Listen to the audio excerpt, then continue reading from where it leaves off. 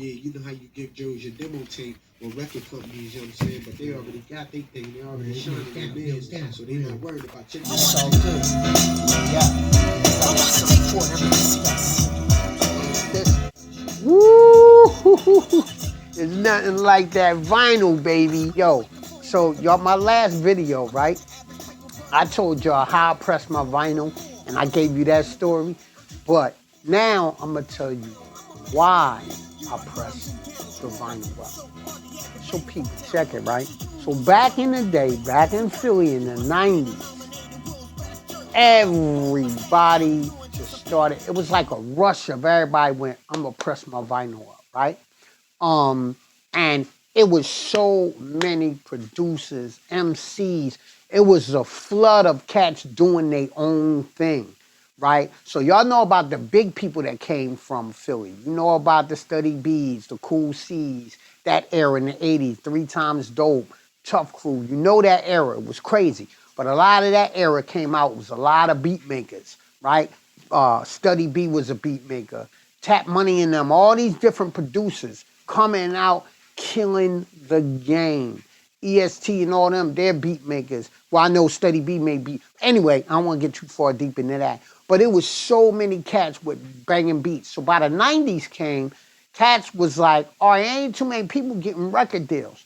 So the reason why y'all seen a flood of Philly cats starting to get on by the late 90s into 2000s, you seen the Beanie Siegels, you see the PD Cracks. But before them, it was a whole lot of independence going on. And it was rappers and producers. And it was tons of producers getting it in. I mean, producers everywhere in the city. North Philly, I'm from West Philly, 42nd Street. So you had a lot of beat makers just doing their thing, right? So the reason I decided to go, all right, look, I was in my group with my sisters, my brothers, all that. We kind of stopped and everybody started kind of doing their own thing. My brother, he started doing stuff. He was around underground cats, the Roots, they freestyle and all that. But then I was kind of on my own doing my thing. So I needed a producer. So with tons of Philly producers in Philly, I'm like, I'm getting one of these banging producers because Cash was in their basements cooking up some banging beats. I mean, Philly, we got a whole nother level of style how we do, how we rhyme and how we make joints. So I'm saying like 92, 93, 94-ish, 95-ish, it was a cluster of mad producers. Like, you know what I mean? Like, boys was killing it in their basements, doing their thing. So I'm traveling around trying to get my vinyl out, right? So I'm trying to go to different people and make different beats. And every time I go to their house and listen to some banging beats, I'm like, yo, let me get that joint. And they'd be like, some of the producers in their basement, oh, you like that? They'd just sit back like wallowing in their greatness. No pun intended on why, I ain't talking about that. I'm just saying they'll be, oh, okay, you like that joint, yeah. Well, that right there, that's my man beat. You know what I mean? That's his beat, but I got some other stuff. That's some stuff, man, Hak, I'm telling you, I got some stuff. I'm like, well, yo, give me that joint. Like, let me get that so I can go and do my thing and get some joint. Boom. So they ain't never want to really give up beats. So if they gave you beats, they gave you some subpar. It was like some mid-level joints, but it wasn't like that joint you heard. Like, yo, I want that joint. So after me going to so many producers, they kept doing that. I came up with a name for it. I'm like, oh, they boy producers. They let they boy head or they got it for they boy or whatever. So I'm like, oh, you a boy. In my head, I never told them that. I'm just like, all right, they ain't giving up the beats. Forget it. I'm going to do my own thing. So I'm like, well, yo, I'm going to just bust my own thing out. I'm going to get some beats together. Boom, right? And so I'm going around crafting my beats, trying to figure out how to do it. First, I think I grabbed the Yamaha beat drum. No, that was back in the 80s. But then I started going, all right, I'm going to make my own beats. I'm going to try to buy, but the equipment was expensive. Like, you go to all my records, try to get some layaway, some equipment. That took too long. I wanted to get my joint out now. Cats was popping like the 90s, 95, 90, 96 was just popping. So I said, yo, I'm going to put my own stuff together. So I'm like, all right, I know how to sample. I said, I ain't doing no beats. I ain't making no beats. I'm going to the record store. I'm going to listen to all the beats I like back in the day, and I'm going to sample that beat and go to a producer or go to somebody and get that beat. I got to add to this story about doing my how I press it up. Also to add that prior to me pressing up this joint, the In Your Face joint, another thing in the midst of me getting fed up with the beat stuff, Mike Geronimo, a rapper that came out with It's Real, I pressed up his record and he was getting it played. Now, he had a major record deal, right? And I did have him for a show. I showed y'all that flyer. You know what I mean? Let me bring that flyer up again, right? I wound up getting him for a show because I like Mike Geronimo. So this is a show I put on, right? I put this show on, Mike Geronimo, you know what I'm saying? And I told you it had special appearance by Wise Intelligent, um, and it was supposed to be like that. And Royal Flush came through. But I put this show on, right? The reason I did it, because I liked It's Real. I was like, yo, this joint dope. It came on MTV. I'm like, man. So he actually gave me inspiration to do my 12-inch joint In Your Face as well. So it just helped solidify, like, then this joint kind of underground. I like the way he just showed his face on the joint. It was a vinyl, and I bought the vinyl, and I liked it. And then I wound up buying his album, too. Like, I thought that album was dope. You know, Queens was doing it. I think he's from Queens, right? Yeah. So it just had that feel. Already like Nas, you know what I'm saying? So it had that element. So I wound up doing that, but he actually gave me inspiration to push my joint independently. Now he was on TNT Records, right? This was Blunt Recordings, you know what I'm saying? I gave out free CDs with it, you know what I'm saying? So Mike Geronimo gave me inspiration, and I was one of the first people to bring him to Philly, you know what I'm saying?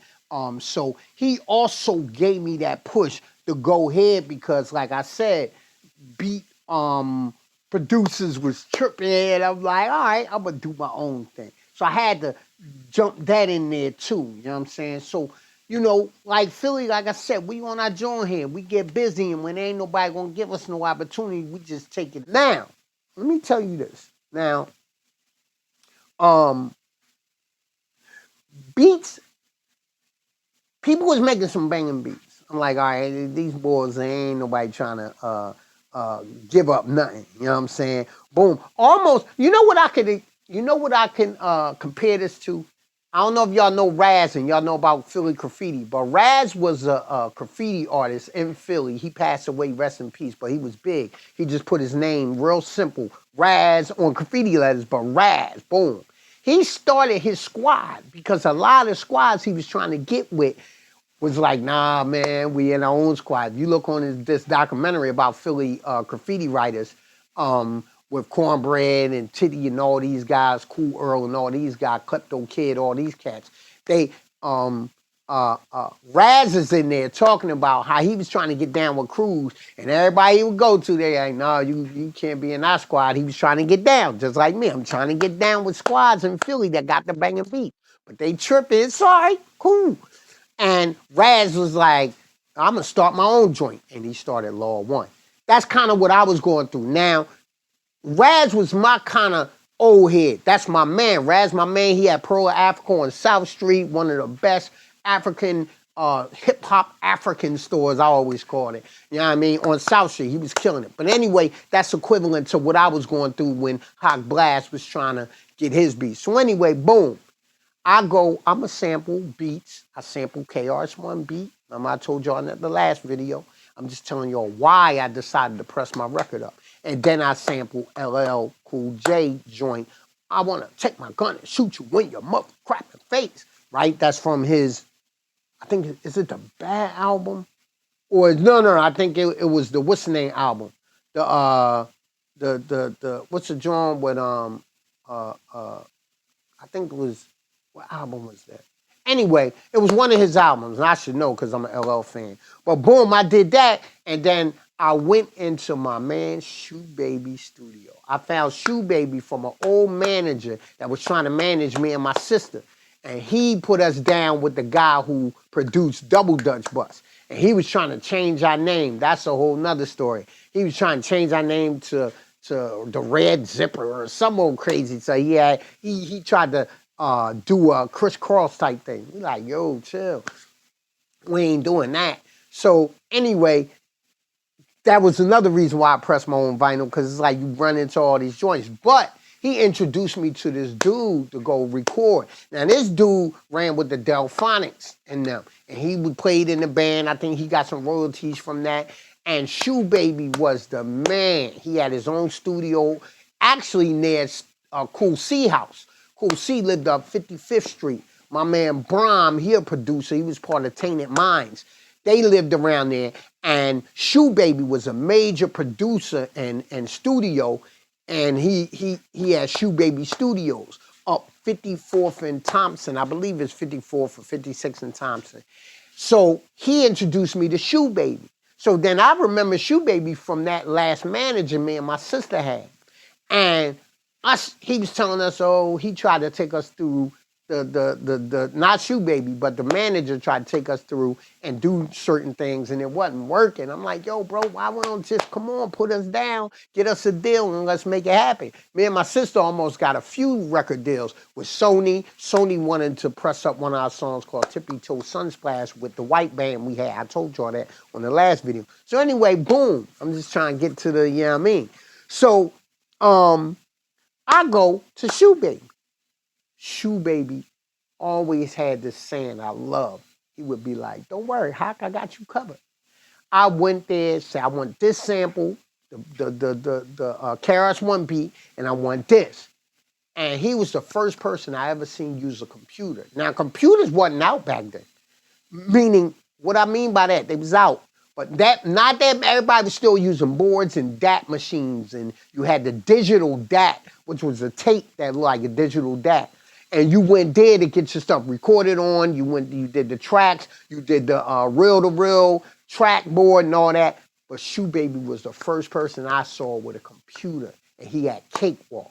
And bro, man, so I'm going there getting things together, and he'll let me take it home. I listen. No, it ain't right yet. I'm trying to get it perfect because I wanted to get it on the radio. Now, my joint was against the radio in the system. That's my record was, I want to take my gun and shoot you in your face, right? But it was against the system because they trying to hold us back. Now, Philly, we cook it. I'm on my entrepreneur joint. I ain't doing nothing no different than Dame Dash. That's why I respect Dame Dash. I'm not doing no different than Devon Diggs from Wu-Tang and RZA. We're doing the same thing. So that's why I respect all these entrepreneurs. Dame, I will never front on him. Y'all think he crazy, but I know what he went through because I was doing the same thing. I know how he got in my lifetime. I mean, not one of those Reasonable Doubts and all them records from that. I know who he went to get that distributed and got the 5,000 copies because I did the same thing. Wu-Tang, they did the same thing. They got their records pressed up right here in Jersey, right there in Jersey, over at Disc Makers when they moved from Philly to Pensacola.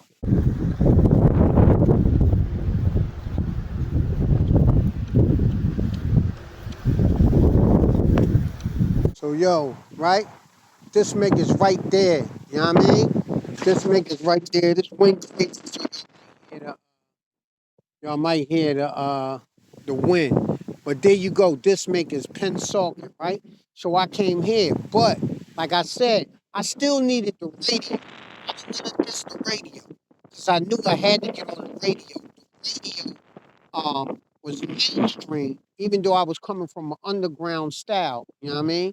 I still had to get, after I got it pressed up, I had to get this joint on the radio. But this is where Disc Makers was back in 1996 after they left North Philly and they came here. So right after I got In Your Face pressed up, I I came here. I got the tapes when I was in Philly, and then the next week, I think the next week or 2 weeks, they moved and they was right here. So I'm in Pennsauken right now at Disc Makers. Now they book baby, you know what I'm saying?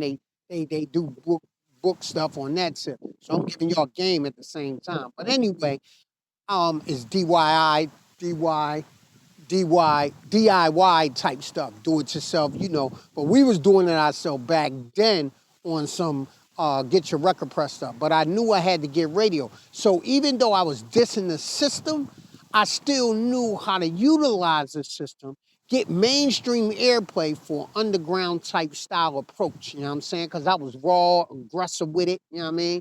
And I knew to come here to get my record pressed up. Now, let me tell you, this is exactly where Devon Diggs, RZA brother, Devon from Wu-Tang Clan, this is where they came to get their joints pressed up. A lot of rappers that was doing their thing underground came right here, you know what I'm saying? Then if you look down, all the way down there is where you get the delivery back there. But that's where you come right there in the front door, you know what I mean? You get your records. So the minute I came here and got my records, um, I came here I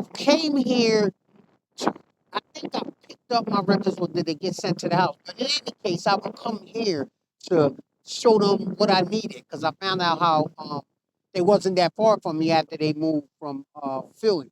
You know what I'm saying? So boom, this is what I did. And then after I got that, I utilized the radio. Like I said, even though I was dissing the industry and dissing the record industry, I was trying to say like, yo, y'all be saying do this and do that, but really y'all don't be with it. Y'all be gagging the artists and all that. So I figured out how to do it. So I utilized the radio, Power 99 FM, to push my underground. Because remember, Power 99 and getting your stuff played was equivalent to getting millions of views on YouTube or getting your viral game up on Instagram, TikTok, or all that. So it was equivalent to that, you know what I'm saying? So you got to realize that, right? This makers in full effect. Peace, y'all. We out. So I'm doing the same thing, baby. So I got the whole thing. So I'm getting it ready. Now, radio I was against, but at the same time, I knew I needed it, right? Because boom, you need radio, right? But I was still underground. My stuff was still, I was trying to get my name out. I wanted to be known. I was from 42nd Street. I was one of the first rappers from 42nd Street to get the joint independent. I was doing independent before it was popular. Everybody talking independent now, but I was trying to tell people, yo, do this independent way before it got popular. Now, I'm equivalent to Cornbread. Cornbread got his name up everywhere on the graffiti tip. I did the same thing with the stickers. I told y'all about them stickers. Hak Blast stickers everywhere across Philly, down to Virginia, Jersey, up to New York. I was going everywhere with these stickers. I had 10,000 stickers. So I had the same mentality as Cornbread when Cornbread was getting his name up back in the mid 60s, 70s, and probably the 80s, maybe, mainly the 70s. He got Cornbread everywhere. I was thinking like that, and I did it, right? So I was one of the bigger independent boys all over. I was everywhere in Philly. Cats know, if you know, you know. Hak Blast. People like Hak Blast. I'm like, no, it's Hak. From Hakeem, they call me Hak. And I went to Shoe Baby, finally got my stuff to radio quality. And then I never forget this. I said, nah, I'm saying I want to take my gun and shoot you in your mother crapping face, but I said, Shoe Baby, I need it for the radio, so you gotta make it. He's like, don't worry, I got you covered. He took it in catwalk, switched it, and made it go backwards so you couldn't hear what I was saying as far, but you knew I was talking about taking my gun and shoot you in the industry face. I was going against the industry, right? And I needed radio, but I still wanted to be for the people around my way. You know what I mean? Nobody wasn't saying for my hood and all that. We was saying around the way. You trying to do things for your neighborhood, your way. You trying to be a star in that. So he did it. Boom. When I heard the finished product, I was like, this joint clean. It was clean. My record was superb. And I started filling out the stuff for disc makers. I found disc makers. Bro, I got my joint ready for the radio. And Shoe Baby made me a clean production. I love that brother for that, man. Still to this day, Shoe Baby is the man. He was the man in Philly. I'm giving y'all underground jewels. You know who else went to Shoe Baby? Red Bull. I don't know if y'all remember her from back in the day. Tab Edwards. He put a tab from the street buzz. He took a lot of his cats to clean up stuff for his joints. And that's why I pressed up my records, baby. You know what I'm saying? And my joint came on the radio, bro. I was so happy. I never forget it. Kobe Cole played my joint on the radio, and it came on, I think, after like Biggie or Lil Kim or whoever. Then Don Mystic Mac on a Saturday. I'll never forget. I was in the car with me and my lady, and I heard the Forest Side. They keep passing me by. Yeah, Yo, you know how cats to be get trying to those. play Your their demo tape radio and they will don't be record trying to these. hear You know it. what That I'm was saying? how But they my already joint got started. everything. They already I shot heard everything. my record on the radio. Now DJs was playing it without me. I ain't even get it to Domus and Mac, but he told me he liked it. And he just cut my record in. You know how many people listening? Millions of people. It's equivalent to going viral and getting known on Instagram and YouTube. Bro, I was doing this before independent was popular. People ain't even want to hear me when I was talking about do your stuff independent. And then later, you get all the well-known rappers that y'all know from like the Beans and all them. But we was in the grind. It was a culture. I know I hear them talking about, no, it wasn't nobody on before that. We was just independent. So we wasn't out there big. You had the mainstream in the 80s, then it died down, then here come all these independent guys. I'm gonna just name a few. Tainted Minds, they was out there. Affiliation, they was out there. 100X, they was out there. Fat Cat Click, they was out there. A lot of dudes, and I don't want nobody to get mad, but Monk with the Funk and Illadove Records, they was out there. It's a lot of us that was out there. Ram Squad, they was out there. Tommy Hill and Banks and all them guys, they was out there. And we was coming. Ilavaz and Rashid, they was out there. It was a lot of us. But we was getting it in. Hak Blast, peace. That's why I pressed up my mic. So yo, if you was ever outside in Philly back in 1996 or back in the 90s in general, you know what I'm saying? You have a musical experience, a hip hop musical experience. You know what I mean? Pressing vinyl, drop your joint in the comments. Let me know, you know what I'm saying? I probably know you. Matter of fact, I know you. And if I don't know you, you had to know me because the sticker game was crazy. But what's up, you know what I mean? Just drop your joint, you know what I mean? Don't forget to subscribe, drop a comment, do the like. Y'all know all the stuff people say, you know what I'm saying? Peace.